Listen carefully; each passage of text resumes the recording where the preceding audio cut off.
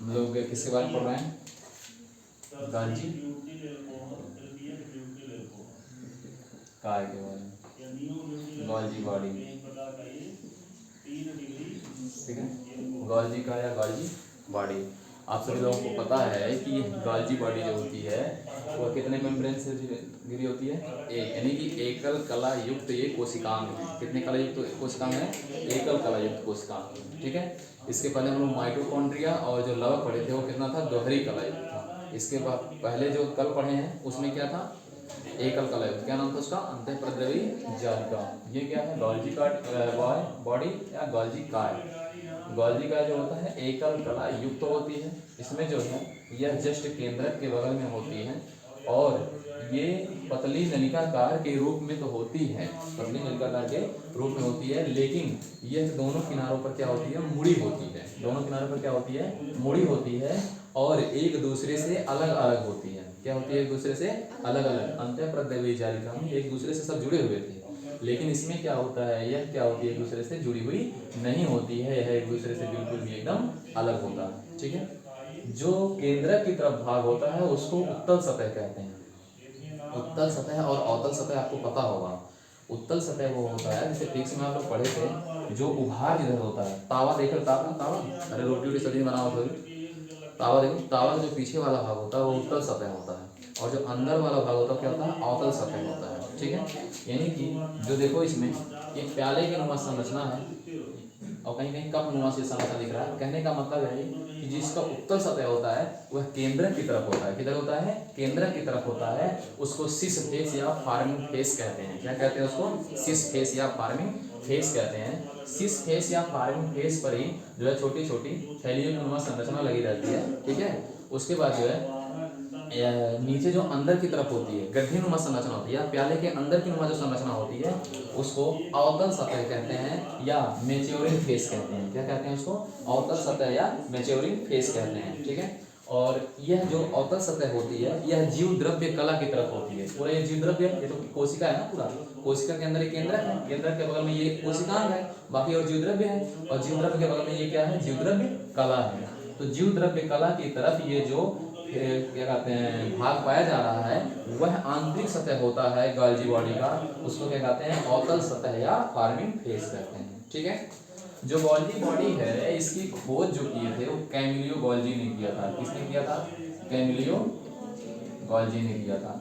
Actually में हर जगह पे नाम कैमिलियो गाल्जी का ही आता है, लेकिन अगर देखा जाए खोज तो जॉर्ज ने किया था। किसने किया था? जॉर्ज ने। लेकिन आप जॉर्ज का नाम, क्योंकि सारा पूर्ण रूप से इसके बारे में डिटेल अध्ययन कौन दिए थे? कैमिलियो गाल्जी ने दिए थे, इसलिए इन्होंने अपना नाम लगाया। तो कैमिलियो गाल्जी का श्रेय जाता है। किसको श्रेय जाता है? कैमिलियो गाल्जी को श्रेय जाता है। और ये सभी प्रोकैरियोटिक कोशिकाओं में क्या होती हैं? अनुपस्थित होती हैं। प्रोकैरियोटिक कोशिका में क्या होती हैं? ये अनुपस्थित होती हैं। यानी कि किसमें पाई जाती हैं? बोलो। यूकैरियोटिक कोशिकाओं में पाई जाती हैं। कहाँ पाई जाती हैं? यूकैरियोटिक कोशिकाओं में। तथा परिपक्व आरबीसी तथा परिपक्व शुक्राणु में, ठीक है, परिपक्व आरबीसी और परिपक्व शुक्राणु में क्या होते हैं? अनुपस्थित होते हैं, ठीक है। जो परिपक्व आरबीसी होता है तथा क्या होते हैं? जो परिपक्व क्या होते हैं? शुक्राणु होते हैं। इनमें भी क्या होते हैं? ये गाल्जी बॉडी अनुपस्थित होते हैं, ठीक है। आगे बात समझ में?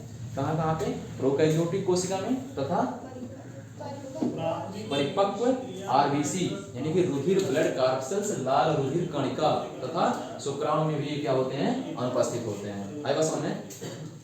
उसके बाद जो है पौधों में इनको डिप्टियोसोम कहते हैं। जो पौधों की कोशिका पाई जाती है उनमें क्या कहते हैं? इनको पौधों में यानी कि पादपों में, पौधों में इनको क्या कहा जाता है? इनका नाम क्या है?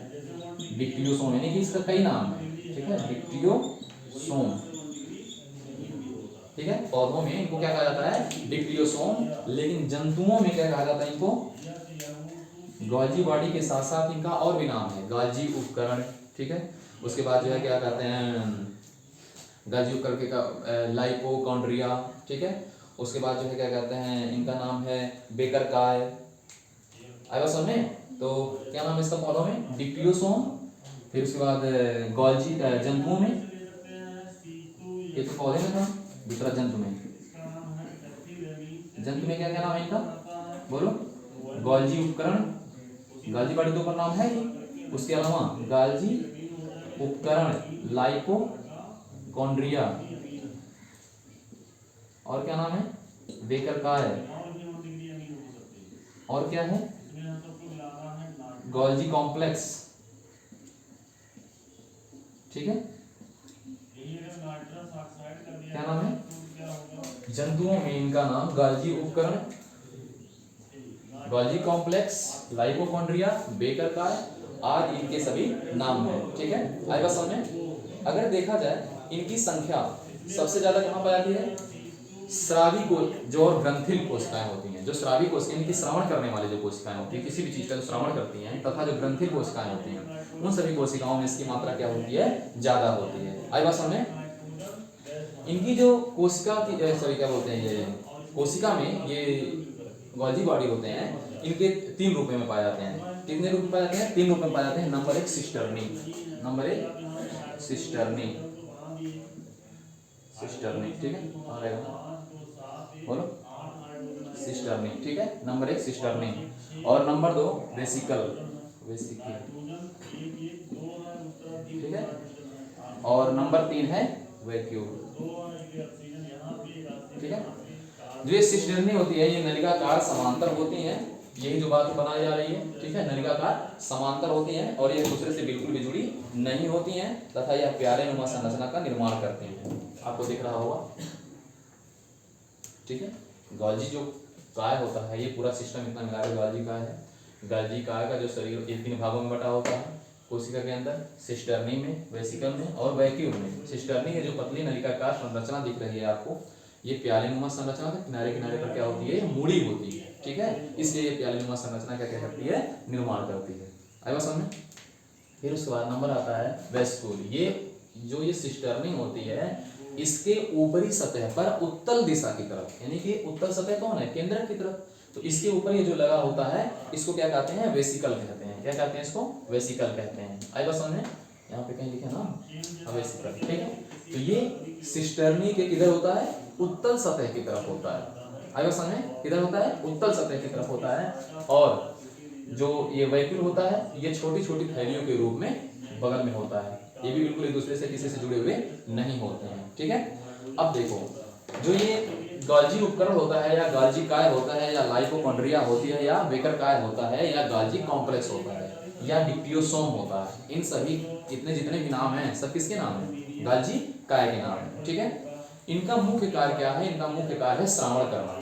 क्या करना, श्रावण करना। ठीक है, देखो ये जो पॉलीसैकेराइड अंदर बनती है, पॉलीसैकेराइड जो अंदर बनती है वह थैलियों में एकत्र करती हैं। क्या करती हैं, देखो थैली जो होती है, थैली ना, थैली के अंदर पॉलीसैकेराइड एकत्र होती रहती हैं, तो गोल्जी क्या करता है, इसको उठा करके बाहर कर देता है, यानी कि श्रावण करने का काम करना है, बाहर करने का कार्य करना है। ठीक है, उसके बाद जो है यानी कि जैसे ही ये थैलियों के अंदर जो क्या कहते हैं पॉलीसैकेराइड का इकट्ठा हुआ, पॉलीसैकेराइड की मात्रा ज्यादा हुई, वैसे ही क्या करेगा, उनको उठा करके कोशिका से बाहर कर देगा। ठीक है, यानी कि कोशिका की सतह तरफ करेगा, ये कोशिका सतह है ना, कोशिका सतह करेगा और सतह से बाहर चला जाएगा। तो ये बताओ इधर से उधर करने का काम किया कि नहीं किया, एक जगह से दूसरी जगह ले जाने का कार्य किया कि नहीं किया, यहाँ से ट्रांसफर करने का कार्य किया। इसलिए गोल्जी काय को क्या कहा जाता है, ट्रैफिक पुलिस भी कहा जाता है। क्या कहा जाता है, ट्रैफिक पुलिस। ट्रैफिक पुलिस का काम क्या है, भीड़ इकट्ठा ना होने देना। ठीक है, जिधर थोड़ा सा कुछ टाइम इधर दे करके इन लोगों को इधर से इधर करना, फिर कुछ टाइम इधर दे करके इन लोगों को इधर से इधर करना। उसी प्रकार से जैसे पॉलीसैकेराइड का जो है क्या कहता है इकट्ठा इन थैलियों में होता है, वह इनको कहाँ भेज देता है, कोशिका की सतह की तरफ भेज देता है। कहाँ भेज देता है, कोशिका की सतह की तरफ भेज देता है और बाहर तुरंत क्या करता है, श्रावण कर देता है। इसलिए हम कह सकते हैं कि गोल्जी काय का जो मेन काम है वो क्या है, श्रावण करना। क्या काम है, श्रावण करना। फिर नेक्स्ट आता है कोशिका भित्ति का निर्माण करना। ठीक है, कोशिका के भित्ति में ये निर्माण में जो है इनका गोल्जी काय का विशेष योगदान होता है। हेमिसेलुलोज का श्रावण करते हैं। क्या करते हैं, हेमिसेलुलोज का श्रावण करते हैं, यानी कि जो कोशिका भित्ति होती है उसके निर्माण में समय समय पर जो क्या करते हैं, हेमिसेलुलोज का श्रावण करते हैं। यहाँ भी क्या कर रहे हैं, श्रावण ही कर रहे हैं, इसलिए क्या कहा जाता है, इनका मुख्य कार्य क्या है, श्रावण करना। ठीक है, और उसके बाद कुछ अंतःस्रावी, मैंने कहा कि ये कहाँ ज्यादा पाए जाते हैं, श्रावण करने वाले या ग्रंथिल कोशिकाओं में, श्रावण करने वाले या ग्रंथिल कोशिकाओं में। तो कुछ अंतःस्रावी कोशिका होती हैं जहां से हार्मोन स्रावित होता है, तो ये भी ये हार्मोन का भी उत्पादन करते हैं, ठीक है। कहाँ पे पाए जाते हैं? अंतःस्रावी ग्रंथि, मतलब जहाँ स्रावी वाले ग्रंथि यानी कि अंतःस्रावी ग्रंथि पे पाए जा रहे हैं गाल्जी बॉडी, तो यहाँ पे उनको हार्मोन उत्पादन करने में सहायता करते हैं, ठीक है। तो ये क्या करते हैं वहाँ पे हार्मोन को जो उत्पादन हो रहा है उनमें क्या होते हैं? सहायक होते हैं। जैसे हार्मोन थायरॉक्सिन हार्मोन, क्या हो गया? थायरॉक्सिन हार्मोन, यानी कि जो श्रावण करने वाली ग्रंथि है, जो श्रावण करने वाली ग्रंथि है, ऐसे ग्रंथियों को हार्मोन स्रावित करने में क्या होते हैं? ये सहायक होते हैं। क्या होते हैं? सहायक होते हैं। जैसे अंतःस्रावी ग्रंथियों के द्वारा कौन से हार्मोन का स्रावण होता है? कौन सा? थायरॉक्सिन नामक हार्मोन का स्राव होता है, ठीक है।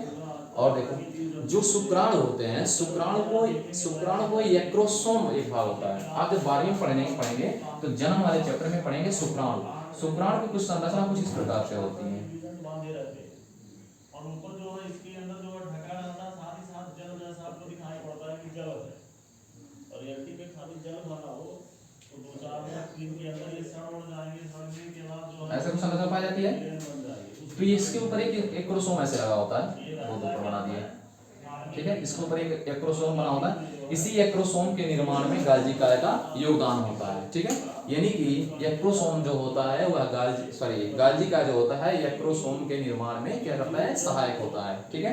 उसके बाद अंडे की जो झिल्ली होती है, अंडे की जो झिल्ली होती है, अंडे की झिल्ली के निर्माण में भी ये क्या होते हैं? सहायक होते हैं। आई बात समझ में? फिर उसके बाद अभी एक अगला आपका कोशिकांग आएगा लाइसोसोम, ठीक है। तो जो लाइसोसोम होता है उसकी उत्पत्ति कहाँ से होती है? गोल्जी बॉडी से होती है। आई बात समझ में? यानी कि लाइसोसोम जो होती है उसका उत्पत्ति कहाँ होता है? गोल्जी बॉडी से होता है, ठीक है। आई बात समझ में? एक और सबसे बड़ी बात, इसको आत्मघाती थैले कहते हैं। क्या कहते हैं? आत्मघाती थैले। जैसे कोशिका है, अब इसके अंदर जो भी जो है क्या कहते हैं, बूढ़ी हो गई कोशिका मान लेते हैं, क्या हो गई? कोशिका बूढ़ी हो गई तो हमारी बॉडी में इकट्ठा होती जाएंगी ना। मैंने थोड़ी देर पहले कहा कि यहाँ पर जो इसके बॉडी थैली में लाइपोप्रोटीन इकट्ठा हो रही है, उसको क्या करे? इकट्ठा करके बाहर फेंक रही है। उसी तरह से जो इनमें बुढ़ी कोशिकाएं हो गई हैं, जो किसी काम के नहीं है, उसको क्या करते हैं? ये पचा देते हैं। क्या कर देते हैं? ये पचा देते हैं। इस वजह से यानी कि समझो अपने लोगों को ही खा दे रहे हैं, अपने लोगों को नुकसान कर रहे हैं, तो इसलिए इनको क्या कहा जाता है? आत्मघाती थैली भी कहते हैं। आई बात समझ में? तो एक बात उन्हें देख लेते हैं गाल्जी बॉडी को। गाल्जी बॉडी यानी कि गाल्जी का यह सभी यूकैरियोटिक कोशिकाओं में पाई जाती है, प्रोकैरियोटिक कोशिकाओं में अनुपस्थित होती है।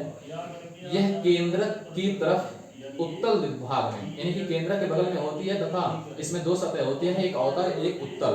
जो इसकी उत्तल सतह होती है वह केंद्र की तरफ होता है, यानी कि जो उभार वाली सतह होती है वो कहाँ होती है?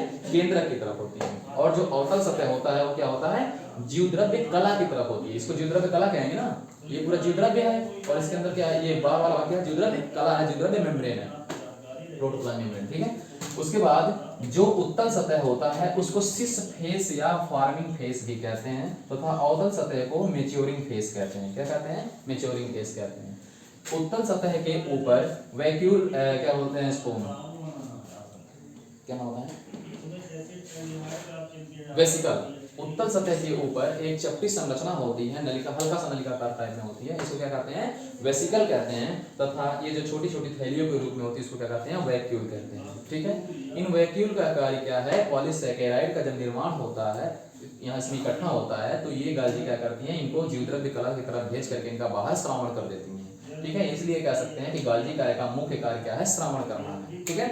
उसके बाद जो है ये परिपक्व आरबीसी में भी अनुपस्थित होती हैं और परिपक्व शुक्राणु में भी अनुपस्थित होती हैं तथा ये शुक्राणुओं के एक्रोसोम के निर्माण में भाग लेती हैं, एक्रोसोम का निर्माण करती हैं। तथा आने वाला जो अगला एक कोशिकांग होगा, कौन सा कोशिकांग? लाइसोसोम, उसके निर्माण में यानी कि उसका निर्माण जो होता है गाल्जी काय से ही होती है। यह अंडे की झिल्ली का भी निर्माण करते हैं, ठीक है। और यह एक तरफ से दूसरी तरफ अपशिष्ट पदार्थों को या अपशिष्ट को बाहर करते हैं, इस वजह से इनको क्या कहा जाता है? ट्रैफिक पुलिस भी कहा जाता है, ठीक है। इसकी खोज कैम्ब्रियो गोल्जी ने की थी। यह पौधों में इनका नाम डिक्टियोसोम है तथा जंतुओं में इनका नाम गाल्जी काय, गाल्जी उपकरण, लाइपोकॉन्ड्रिया, बेकर काय तथा गाल्जी कॉम्प्लेक्स है। आई बात समझे? कोई दिक्कत?